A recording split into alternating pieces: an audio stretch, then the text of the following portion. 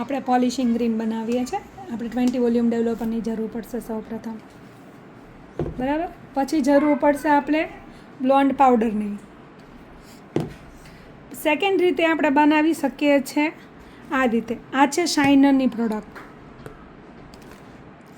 એક છે cleansing milk. 20 volume developer લીધું છે આપણે. પહેલાં આપણે જેટલી ક્વોન્ટિટી બનાવવાની છે એ પ્રમાણે આપણે પ્રોડક્ટ લઈશું, બરાબર.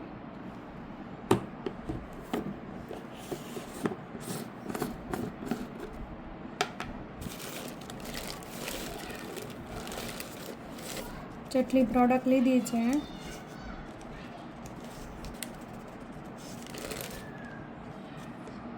એના પ્રમાણમાં આપણે બ્લોન્ડ પાવડર નાખીશું. જેટલી પ્રોડક્ટ લીધી છે એનું અડધું આવશે બ્લોન્ડ પાવડર. હવે આવશે ક્લિન્ઝિંગ મિલ્ક.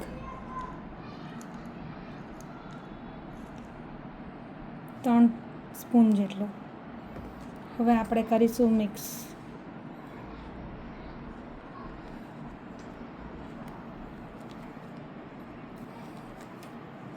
મિક્સિંગ એકદમ પ્રોપર વેથી કરવાનું છે જેથી જરીક પણ અંદર ગાંઠા ન રહી જાય.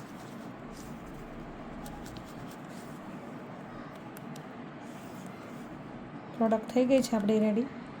સ્ટોપ કરી દો.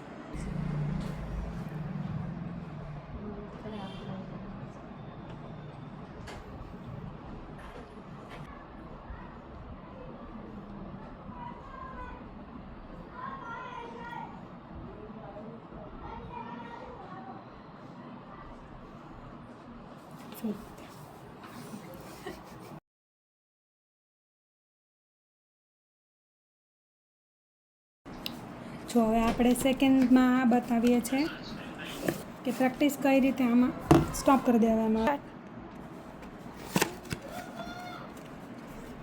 ચાલો હવે આપણે જોઈશું કે પોલિશિંગ ક્રીમ આપણે શાઇનરની પ્રોડક્ટથી જ કેવી રીતે બનાવી શકીએ, બરાબર.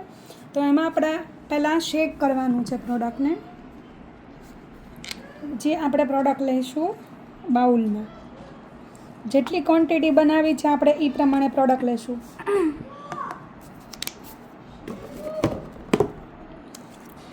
પછી એક્ટિવેટર લઈશું.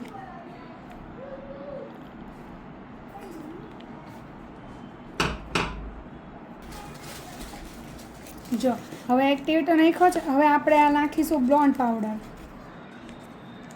બ્લોન્ડ પાવડર આપણે થોડાક જ પ્રમાણમાં નાખવાનું છે, બસ આટલું. હવે આપણે આ વસ્તુને મિક્સ કરીશું.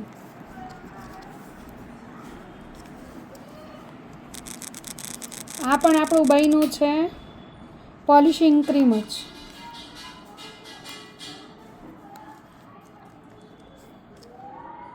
હવે આપણે એપ્લિકેશન કરીશું ક્લાયન્ટના હાથ પર.